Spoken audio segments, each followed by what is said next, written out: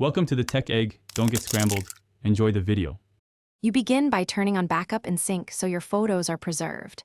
Connect to Wi-Fi, then select the specific folders you want backed up. This prevents duplicates and saves data. Make sure you signed into the correct Google account because uploads go to that account. Once done, monitor the upload queue in the app. Small icons show progress. This first step ensures all new images flow into Google Photos automatically and makes later organization consistent. Next, you organize and tidy your library so finding images is fast.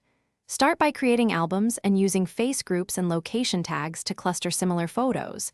This saves time later. Use bulk select to archive or delete duplicates. Archiving keeps files but removes clutter from the main feed.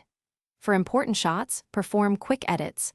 Crop, adjust color, and enhance to make them presentation ready. Make sure to regularly review newly uploaded batches. Finally, you share and maintain your library so it stays useful.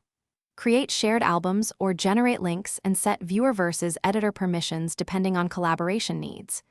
To free device space, use the Free Up Space tool and consider Google One for additional storage. If uploads or syncing fail, check app permissions, battery settings, and network restrictions.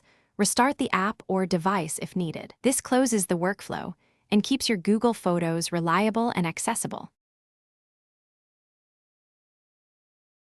Thanks for watching. Consider subscribing if I helped unscramble your problems.